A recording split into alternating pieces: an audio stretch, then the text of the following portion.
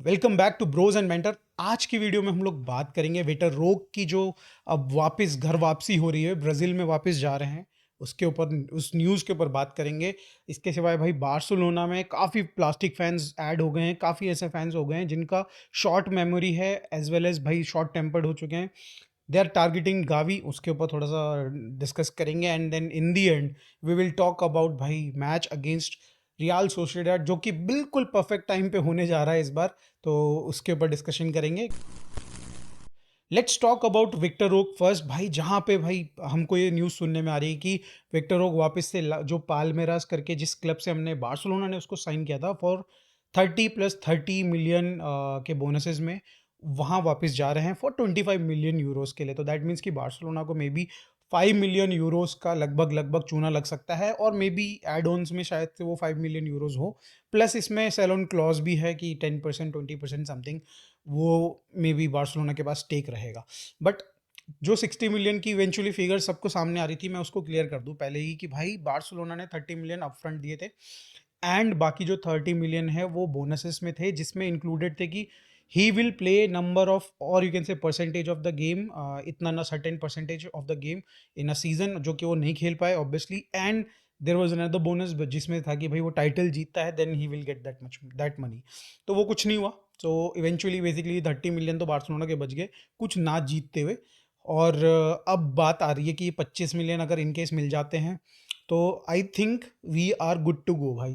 हमने जो भी मतलब अपनी भूल चूक हुई वो माफ़ हो गई एक तरीके से लग रहा है। मगर ये सब चीज़ें तो चलो साइड में रखते हैं, बट हमको ये देखनी पड़ेगी, आइडेंटिफाई करना पड़ेगा कि क्या रीजंस थे, क्या हमने ऐसी गलती करी जो इस तरीके की साइनिंग हमारी हुई, और ये क्यों काम नहीं कर पाया विक्टर रो, बेसिकली बार्सिलोना के लिए काम क्यों नहीं कर पाया। तो सबसे पहले आइडेंटिफाई करते हैं कि किससे ये गलती हुई और क्यों हुई।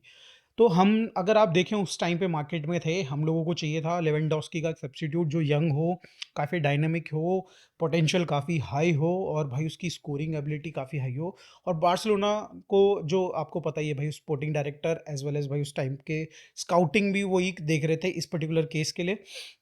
डेको, मिस्टर डेको भाई वो जाते हैं, उनको पता है कि उनके उनके ही नेशन में एक बंदा, इनफैक्ट दो बंदे, एंड्रिक भी उनमें से था, ये काफ़ी अच्छा कर रहे हैं भाई। इनमें पर्टिकुलरली बात करी जाए, इनका फोकस था भाई विक्टर रोक की तरफ, जो कि काफ़ी अच्छा कर रहा था ऑब्वियसली अपने जो भी क्लब था। और भाई वहाँ पे उसने धूम मचा रखी थी भाई, गोल्स पे गोल स्कोर कर रहा था। ठीक है, मतलब अच्छा सीजन था, पोटेंशियल दिख रहे थे। But at the same time भाई काफ़ी सारे क्लब्स का इंटरेस्ट आ रहा था भाई कि ये बंदा अच्छा कर रहा है, इस पे हम लोग क्या इसको साइन कर सकते हैं, नहीं कर सकते। काफ़ी सारे यूरोप के काफ़ी सारे क्लब्स थे जो कि चाह रहे थे कि उसको साइन कर ले। कहीं ना कहीं इसी जल्दबाजी में डेको ने ये डिसीजन लिया कि भाई ये बंदा सूटेबल है, ठीक है, उसको सही लगा। और बाकी क्लब का प्रेशर, बिकॉज क्योंकि Barcelona was out of budget भाई, पैसे तो थे नहीं हमारे पास। जितना पैसा था हमने सोचा कि भाई थोड़ा सा जल्दी हाथ मार लेते हैं, थोड़ा जल्दी से भाई पैसे, जितना भी पैसा है मिला जुला के भाई ये ले लेते हैं प्लेयर, और I think he will do it for us. मगर भाई वो सिचुएशन थोड़ी उल्टी होगी, आपको पता ही है क्या सिचुएशन है इवेंचुअली, मतलब बिकॉज हमने थोड़ा जल्दबाजी दिखाई, और secondly player was not ready himself भाई। वो उस तरीके की जो टेक्निकलिटी भाई यूरोप में मांगी जाती है वो चीज़ उसमें अभी थी नहीं, वो चीज़ डेवलप नहीं हुई थी। सेकेंड रीज़न था भाई, अगर देखा जाए तो डेको का, आई थिंक ये one of the failures of himself, कि भाई उसका कोई डेवलपमेंट प्लान भी सेट नहीं था विक्टर रो के लिए। अब जनरली कोई प्लेयर आता है, अब आप एग्जांपल के लिए भाई रियल मैड्रिड का देख सकते हैं, अच्छे प्लेयर्स उनके पास पड़े, निको पास उनके भाई प्लेयर है जो कि उन्होंने कोमो को दे रखा था। उसमें भाई कहीं ना कहीं उनके क्लॉज भी है कि वो बाई आउट कर सकते हैं, they are the first one जो कि उसको खरीदेंगे, इस तरीके के क्लॉज हैं। वो अपने प्लेयर्स को भाई जाके लोन पे भी भेज देते हैं। मगर उनके अपोजिट भाई बार्सिलोना अपने लामासिया के प्लेयर्स को डेफिनेटली भेज देती है लोन पे, मगर जो इस तरीके के प्लेयर हम लोग लेके आते हैं उनको हम लोन पे नहीं भेजते हैं। और ये तो वन ऑफ केस था ही, इसमें हम जो डेवलपमेंट पाथ था वो बिल्कुल भी कहीं ना कहीं मुझे लग रहा है वो डिसाइडेड नहीं था। और उसका रीज़न ये भी है कि भाई क्योंकि हमने साइनिंग बहुत ही जल्दबाजी में करी थी। एंड शॉकिंग चीज़ ये भी है कि भाई एक ऐसा बंदा जो कि हमारे भाई स्पोर्टिंग डायरेक्टर हैं डेको, वो सिर्फ मतलब ऐसा नहीं कि वो मैनेजमेंट का बंदा था, he was x Barcelona player.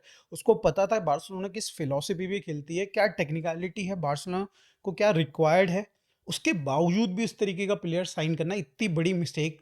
सो भाई मेरे हिसाब से तो भाई बहुत ही ज़्यादा बड़ा ब्लंडर है ये राइट नाउ। सेकंड पार्टी मैं कहूँगा भाई कहीं ना कहीं जावी भी जिम्मेदार है इस फेलियर के।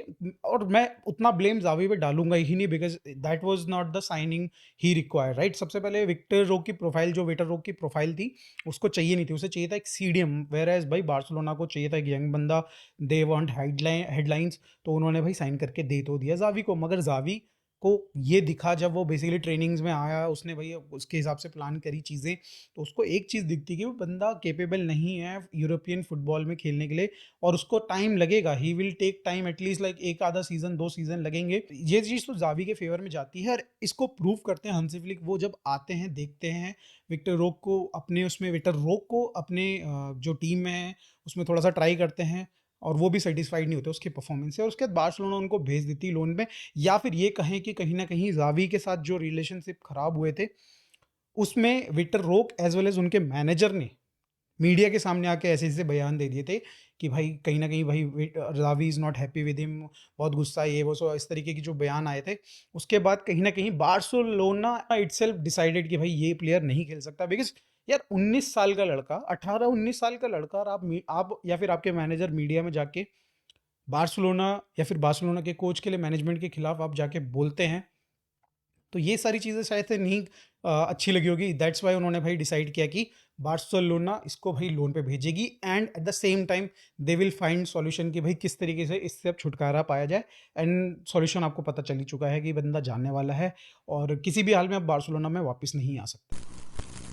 किस तरीके से हमें इस फेलियर को भाई दोबारा रिपीट नहीं करना है, ऑब्वियसली हम लोग बात कर सकते हैं कि भाई स्काउटिंग गलत हुई थी इस केस में। तो स्काउटिंग सबसे पहले होनी चाहिए कि उन प्लेयर्स की हो, या फिर उन प्लेयर्स को सेलेक्ट किया जाए जो कि टेक्निकली एबल हों भाई, जो जिनको भाई आपको बेसिक फुटबॉल सिखाना पड़ जाए, तो वो प्लेयर्स को बार्सिलोना या फिर इतने बड़े क्लब में लेके आने का क्या मतलब बनता है।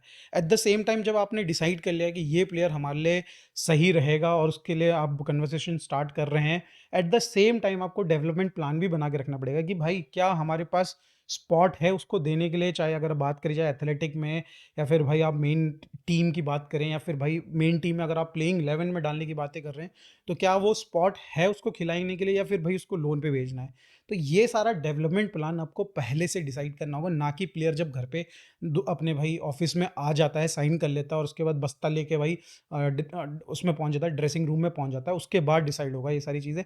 आई डोंट थिंक सो तब वर्क करेंगी ये सारी चीज़ें। एंड थर्ड थिंग इज कि भाई कहीं ना कहीं भाई 30 मिलियन भाई एंड अनप्रूवन अनप्रूवन टैलेंट के लिए भाई खर्च करना, I don't think so is worth it. अगर वो टैलेंट प्रीमियर लीग, भाई बुंदस लीगा, या फिर भाई सीरिया ए, या फिर इवन लीग वन जहाँ पे फ्रेंच लीग है, उसमें भी अगर वो प्रूवन है, तो आई विल से कि भाई बेटर है। मगर आपको ऐसा बंदा दिख रहा है भाई, जो कि ठीक है नंबर्स प्रोड्यूस कर रहा है, मगर भाई कोई इतना बहुत ज़्यादा मेसी टाइप तो है नहीं बंदा, लिटरली। तो इतना ज़्यादा 30 मिलियन खर्च करने का कोई सेंस नहीं बनता है भाई। तो ये सारी चीज़ें कंसीडर करनी चाहिए फ्रॉम द नेक्स्ट साइनिंग, जो हम लोग इस तरीके की साइनिंग्स करते हैं। Let's move on toward Gavi, जहाँ पे भाई गावी को काफ़ी हेट मिल रही है after the Atletico Madrid draw. वो आया, उसके बाद कह रहे लोग कि भाई उसने हरवा दिया। आई डोंट थिंक सो भाई कि गावी अकेले जिम्मेदार है उस गेम के लिए, but at the same time हाँ, उसने अच्छा नहीं खेला डेफिनेटली, और 4-5 गेम में, पिछले 4-5 गेम में अच्छा नहीं भी खेला, but at the same time भाई हमें याद भी रखना चाहिए कि बंदा एसीएल की इंजरी से आया है। एसीएल वो इंजरी है जिसने कईयों के करियर खत्म कर दिए। एसीएल वो इंजरी है जो पेड्री को भी हुआ था, और आप लोगों ने रिएक्शन जो दे रहे थे जब पेड्री इंटीग्रेट हो रहा था वापस से बार्सिलोना में, कि यार इसको बेच दो भाई, ये कर दो, वो कर दो। भाई किस तरीके के फैंस हो, पहली बात आप मुझे बता दो। आप वो प्लेयर्स जो आपके लिए भाई, आपके क्लब के लिए मरने जैसे तैयार हो जाते हैं, भाई Gavi is one of them भाई, लिटरली ये बंदा वो है जो कि क्लब के लिए मारने के लिए तैयार है, ठीक है। और आप भाई उसको सपोर्ट नहीं कर सकते उसके बैड टाइम में। बैड टाइम भी नहीं कहूंगा भाई उसका भी, अब क्या जो वो कपल ऑफ मैचेस उसके 5-6 4-5 मैचेस गए थे, क्या तगड़े गए थे भाई। उसके बाद चलो ठीक है, एक 4-5 मैच का पैच आ रहा है, दिख रहा है कि गंदा आ रहा है, तो थोड़ा सपोर्ट कर दीजिए भाई, कौन सी बहुत बड़ी बात है। और अभी तो बंदा रिकवरी कर ही रहा है अपनी इंजरी से, कहीं ना कहीं थोड़ा सा हेजिटेंट है वो, कहीं ना कहीं मुझे लग रहा है कि हाँ definitely he is hesitant towards the, कि वो जिस तरीके से खेलता आया था पहले के इंजरी से पहले, उस तरीके से नहीं खेल रहा है। मगर भाई क्या उस चीज़ में भाई हम लोग उसको बिल्कुल सूली पे चढ़ा देंगे, बेचने की बातें हो रही भाई उसको, लिटरली प्लेयर फैंस बोल रहे हैं कि बेच दो। भाई क्या बात कर रहे हो भाई।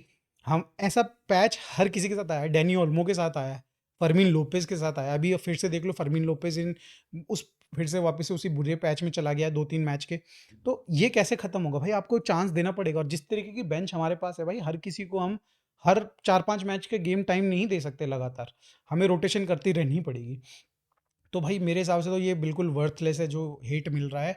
मुझे पता है गावी वापस से अपने आप को प्रूव कर लेंगे भाई, अच्छा करेंगे वो, और सिमिलरली भाई बाकी जो प्लेयर्स हैं। बट एज़ इफ नाउ अगर आपको भाई खिलाना है ना, तो भाई मेरे हिसाब से तो भाई डैनी ओल्मो को खिलाइए और पाब्लो टोरे को टेस्ट करिए भाई उसका एज़ अ रिप्लेसमेंट भाई। लाइक 20-25 मिनट उसको दीजिए भाई, क्योंकि अभी तक हमने देखा है कि फर्मिन और भाई गावी थोड़ा वीक पड़ रहे हैं। जब वो सब्स्टिट्यूशन होके आ रहे हैं या फिर भाई नहीं खेल पा रहे उतना अच्छा, तो भाई पाब्लो को ट्राई कीजिए और इनको ऐसे मैचेस में मौका दीजिए जहाँ पे भाई इनका कॉन्फिडेंस बूस्ट हो।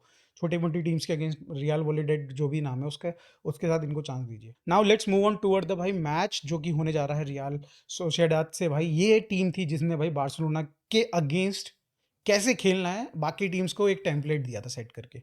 आपको याद होगा ओसासुना ने तो हमको हराया था, रायो वालकानो ने ओसासुना ने हमको हराया था 4-2 से। और ये मगर भाई ये एक ऐसी टीम थी जिसने बार्सिलोना के खिलाफ एक्चुअली किस तरीके से खेलना है ये बताया पूरे यूरोप को। जब मैं इनका गेम देख रहा था ना, इनके जो स्ट्राइकर थे और जो राइट विंगर था ना, वो ऑफ साइड में ही बैठ रहे थे। 2 से 3 प्लेयर इनके हमेशा ऑफ साइड में बैठ रहे थे, ठीक है। और इनका जो मेन प्लेयर था, जो विंगर था लेफ्ट साइड में, वो बंदा हमेशा ऑन साइड रह रहा था और उसी को बॉल पिक कर रहे थे, बॉल डाली जा रही थी। और उसने दिखाया कि भाई बॉल आगे कैरी करके लेके जा सकते हैं, जितना ज़्यादा टच लाइन तक लेके जाओ तो बढ़िया है। नहीं तो अगर जब तक तुम्हारा प्लेयर, जो बाकी प्लेयर हैं तुम्हारे स्ट्राइकर या फिर भाई राइट विंगर या फिर कोई भी एज अ कैम जो खेल रहा है, वो प्लेयर जब तक of side position on side position में नहीं आता तब तक वो बॉल रिलीज नहीं करेगा। जैसे ही वो करता है, जैसे ही उसको दिखता है कि सामने वाले प्लेयर्स, हमारे प्लेयर्स ऑन साइड हो गए हैं, भाई वो बॉल रिलीज करता है। और उस सिचुएशन में भाई हमारे प्लेयर्स जो कि हैं आउट नंबर हो जाते हैं, डिफेंसिवली जो हमारे प्लेयर्स हैं वो आउट नंबर हो जाते हैं। तो यही टेम्पलेट भाई बायर्न भी यूज़ कर रही थी हमारे साथ, यही टेम्पलेट भाई रियल मैड्रिड ने भी ट्राई किया था हमारे साथ, और यही टेम्पलेट भाई अभी रिसेंटली अगर आप देखो तो एथलेटिको मैड्रिड के अगेंस्ट जो चौथा गोल आया था, सेम टेम्पलेट था भाई। उनके दोनों के दोनों प्लेयर्स, सॉर्लोथ और उनके साथ आई थिंक राइट साइड में, मेरे को नाम याद नहीं है, वो ऑफ साइड थे। इधर लीनो खुला हुआ था, लीनो ने करा काम, नहीं लीनो नहीं, आई थिंक कोई और बंदा था, ओरेगा ओरेता का जो भी नाम था उसका, उसने भाई वो ऑन साइड था, उसने बना के दी बॉल हमारे सॉर्लोथ भाई साहब को, और दानव ने मार दी भाई हमारी। तो लिटरली ये टेम्पलेट उसने बना के दिया है, इस टीम ने बना के दिया है। बट एक अच्छी न्यूज़ ये भी है भाई कि हमने अगेंस्ट इनके 1-0 से हारे तो थे, मगर जो दो मोस्ट क्रिएटिव प्लेयर्स थे ना इनके टीम में, कूबो जिसने राइट विंग में भाई लंका लगा के रख दी थी, दैट मीन्स बाल्डे साइड से उसने लंका लगा के रख दी थी हमारी। और कितने तो भाई कितनी बार इसने परेशान किया भाई लिटरली हमको। और on the left hand side left winger भाई इनका जो बैकर करके है जिसने गोल स्कोर किया था, ये दोनों बंदे भगवान की दया से रेड कार्ड की वजह से भाई बार्सिलोना के अगेंस्ट खेलेंगे नहीं भाई, खेलेंगे नहीं। तो ये इससे अच्छी बात क्या हो सकती है भाई हमारे लिए, कि अब ये इस पर्टिकुलर मैच में दो सबसे ज़्यादा ऑफेंसिवली जिसने हमको तंग किया वो प्लेयर्स नहीं खेलने वाले हैं।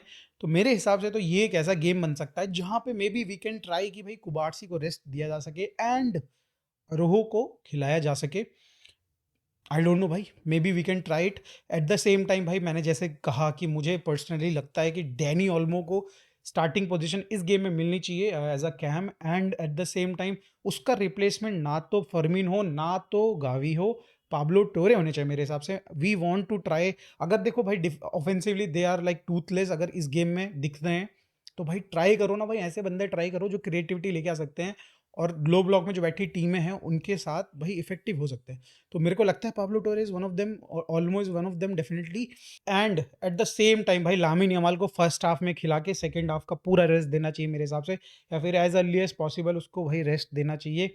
और उसकी जगह पे फरहान को खिला के और लेवेंडोस्की को स्टार्ट मिलनी चाहिए और उसका सब्स्टिट्यूशन होना चाहिए पाव विटर। भाई उसको कब से नहीं देखा उस बंदे को, लिटरली यार कब से नहीं देखा। तो मतलब मेरे को लग रहा है कि इसमें हैवी रोटेशन करवानी चाहिए।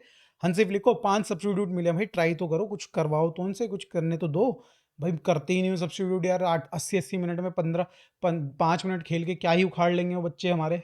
उनको चांस दो। मेरे हिसाब से तो इस गेम में भाई हम लोग we are going to score like more than और अराउंड लाइक 4 गोल्स। और अगर बार्सिलोना भाई फर्स्ट हाफ में अगर 2 गोल से ज़्यादा लीड बना लेती है तो मेरे हिसाब से तो we should start quickly substituting our main players, और उनकी जगह पे जो हमें भाई जैसे हमने बात करी उन सारे प्लेयर्स को लेके आना चाहिए।